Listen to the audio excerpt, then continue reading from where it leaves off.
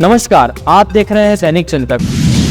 दुर्ग जिले के सीएमएचओ कार्यालय में महिला कर्मचारी के साथ यौन उत्पीड़न का मामला सामने आया है, जिसके तहत डीएमएफ के नोडल डॉक्टर एस के जामगाड़े ने महिला कर्मचारी पर उनकी गर्लफ्रेंड बनने का दबाव बनाया है। जब महिला ने इसकी शिकायत सीएमएचओ डॉक्टर जेपी मेश्राम से की तो उन्होंने मामले को वहीं दबाने का निर्देश देते हुए शासकीय आदेश मानने की बात कही। इसके बाद महिला ने मामले की शिकायत दुर्ग कलेक्टर और पुलिस अधीक्षक से की है। महिला कर्मचारी ने बताया कि डॉक्टर एस के जामगाड़े अक्सर मेरे पास आकर बैठ जाते थे, अश्लील बातें करते थे। जब महिला ने उसका विरोध किया तो उन्होंने महिला को उनकी गर्लफ्रेंड बनने तक का ऑफर दे डाला। महिला के विरोध करने पर भी वो नहीं माने और जब भी मौका मिलता तो महिला कर्मी को गलत कमेंट पास करते थे।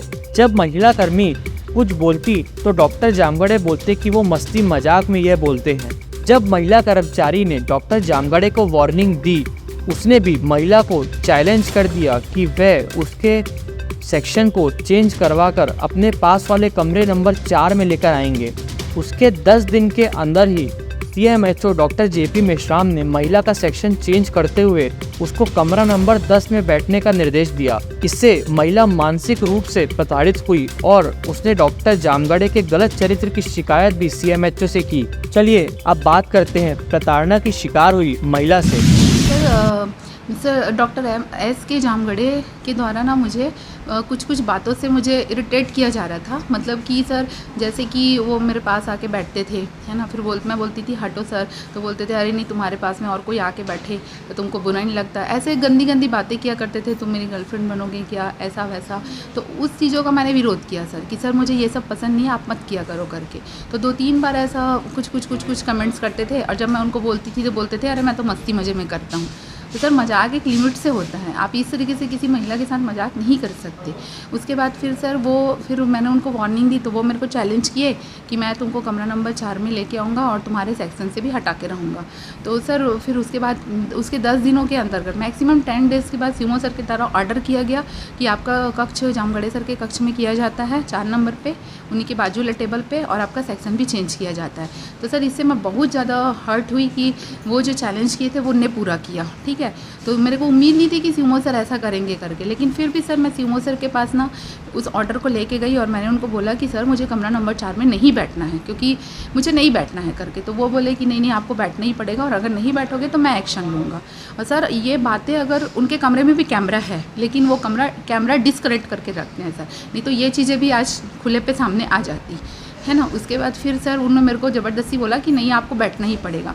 तो सर इससे मैं टॉर्चर हुई और टॉर्चर होने के बाद ना फिर उस ऑर्डर को लेके मैं डीएचओ सर हैं हमारे, जो हमारे नोडल है सर डॉक्टर सतीश कुमार मेश्राम, उनको लेके गई।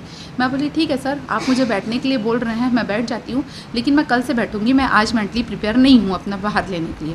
तो उतने में ही जामगाड़े सर बोलते हैं नहीं तुमको तो बैठना ही पड़ेगा, आज ही तुमको बैठना पड़ेगा, आज ही तुमको कार्यभार ग्रहण करना पड़ेगा। और ये बदतमीजी ना सर उनने बहुत गंदे तरीके से की थी। और उस वक्त ना पूरे ऑफिस में 10 कर्मचारी वहाँ पर बैठे हुए थे, है ना, बहुत लोग बैठे थे, उनके सामने उनने ऐसा किया है सर। अब मैं बोलूँगी नहीं कि कौन गवाह देगा क्या देगा, मेरे को नहीं पता, लेकिन ना बहुत लोग थे। उसके बाद मैंने उनको सुना दिया सर कि नहीं मैं आपकी बात नहीं मानूंगी ऐसे करके, और बोल के मैं ऊपर आ गई। और जब मैं रोते हुए नीचे उतरी ना तो वो जस्ट पीछे आए हैं सर, जिसका वीडियो क्लिपिंग है, मतलब कैमरे फुटेज है उसका, है ना, तो कैमरा फुटेज है, तो वो फुटेज भी उनके एसपी सर के द्वारा कलेक्ट कर लिया गया है। और क्या बोलते हैं उस फुटेज में सर वो मेरे पीछे आए हैं और उनने मेरे से हाथ जोड़ के माफ़ी मांगी। उस समय भी कार्यालय पे बहुत लोग उपस्थित थे जो फुटेज पे दिख रहे हैं। उनने मेरे से बोला कि मैं तुम्हारे पैर पड़ के माफ़ी मांगता हूँ, तुम जैसा चाहोगी वहाँ बैठना, लेकिन प्लीज़ आगे कोई कार्रवाई मत करना, मैं तुम्हारे पैर पड़ता हूँ। लेकिन मैंने उनका विरोध किया सर कि नहीं अब तो बात बहुत आगे बढ़ गई है, अब मैं नहीं रुकूँगी, अब मैं लड़ाई शुरू कर दी हूँ सर, तो अंत तक तो मैं करूँगी ही, है ना। ये अत्याचारी बहुत हो गया सर। ये अधिकारी अपने आप को बहुत ज़्यादा स्ट्रॉन्ग समझते हैं और सोचते हैं कि हम लोग उनके पैर की जूती हैं करके। हर समय यही नहीं चलेगा सर, और बहुत पहले भी ये सब हो चुका है लेकिन कोई आवाज़ नहीं उठाया सर, इसलिए सारी चीज़ें कभी ऊपर नहीं आती। लेकिन मैं तो आवाज़ उठाऊंगी और इनको सबक सिखा के रहूँगी। ऑफिस में कब से पदस्थ है और अधिकारी के साथ कब से काम है वहाँ पर? सर देखो ऑफिस में तो मेरे को 6 साल हो गए हैं ना, अधिकारी के साथ सर मेरे को मैक्सिमम मेरे को याद तो नहीं पर 1.5-2 साल तो हो गया सर उनके साथ। उनका व्यवहार क्या बाकी लोगों से भी ऐसा कुछ रहा है, ऐसा कुछ लगा है? अब बाकी लोगों का तो मेरे को नहीं पता सर, लेकिन सुनने में कभी कभी आया था मेरे को कि और भी ब्लॉक में इनकी कुछ कहानी है है ना जी। जैसे पहले ये धमधा में पदस्थ थे तो शायद वहाँ से भी मेरे को क्लियर नहीं पता सर, क्योंकि उस टाइम मैं नहीं जानती, सुनी सुनाई बात को बता रही हूँ मैं कि धमधा में भी इनने किसी के साथ ऐसा कुछ किया था तो वहाँ से हटाया गया था, फिर सुपेला में भी इनने कुछ किया था तो यहाँ हटाए थे। और बहुत ऐसी लड़कियाँ मेरे को अभी कॉल्स आ रहे हैं कि मैडम आपने जो किया सही किया, हमारे साथ भी ऐसा हुआ था, हमारे साथ भी ऐसा हुआ। तो मेरे को बहुत लोगों से ऐसा सुनने में मिला है कि इनका नेचर ही ऐसा है करके। लेकिन मुझे सर से ये शिकायत है सर कि जब ये पूरी घटनाएँ हुई ना, मैं उनको शाम 4 बजे कॉल करी और दूरभाष के संपर्क से ना मैंने उनको पूरा घटना बताया। उनके द्वारा मुझे उम्मीद थी कि कोई एक्शन लिया जाएगा, लेकिन उनके द्वारा मुझे ये कहा गया कि आप इस घटना को दबा दें, आप बात को यहीं ख़त्म करें और आप ये बात किसी से नहीं कहेंगे, मुझसे बोल दिए बस ख़त्म करिए और सेटलमेंट करके बात को यहीं ख़त्म करते हैं। सर वो अधिकारी होने के नाते उनको एक एक्शन लेना चाहिए था। मैंने उनको बोला भी शाम 4 बजे आप जामगढ़े सर को बुलाइए, मुझे बुलाइए और हम दोनों को आमने सामने करके पूछिए कि मुद्दा क्या है और इसको अपने कार्यालय में ही सॉर्ट आउट कीजिए। लेकिन उन्हें नहीं किया सर, कोई एक्शन नहीं लिया, मेरी बातों को अनदेखा किया गया, इसीलिए मैंने फिर ये कदम उठाया। शिकायत के बाद क्या कार्रवाई हो रही है अब तक?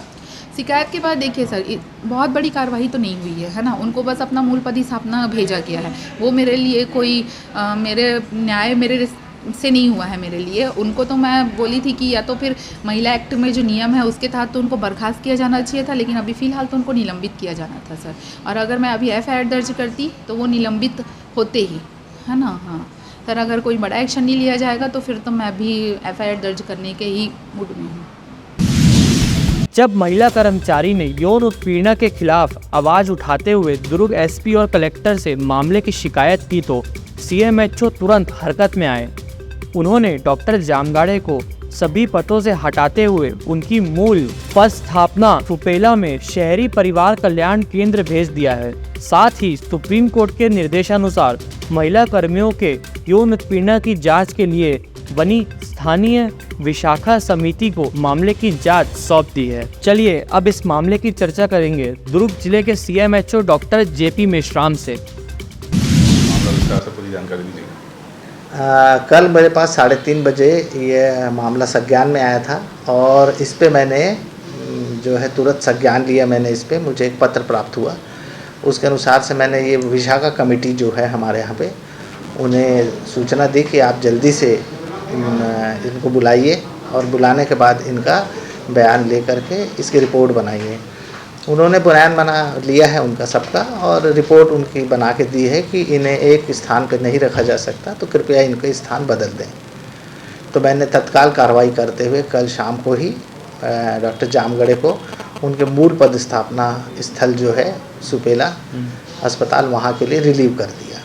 ठीक है सर, इसके अलावा घटना के बाद हमारे यहाँ पे आप देखते होंगे स्वास्थ्य विभाग में सबसे ज़्यादा महिला कर्मचारी काम करती है और हमारे यहाँ बहुत ही अच्छा माहौल है। यदि कोई किसी के साथ गलत शब्दों का प्रयोग भी करता है तो हम उस पर हमारी विशाखा कमेटी के द्वारा रिकमेंडेशन आने पे हम तुरंत उस पर कार्रवाई करते हैं। सस्पेंड वाली कार्रवाई भी कभी देखने को मिली कि इस तरह के केस में?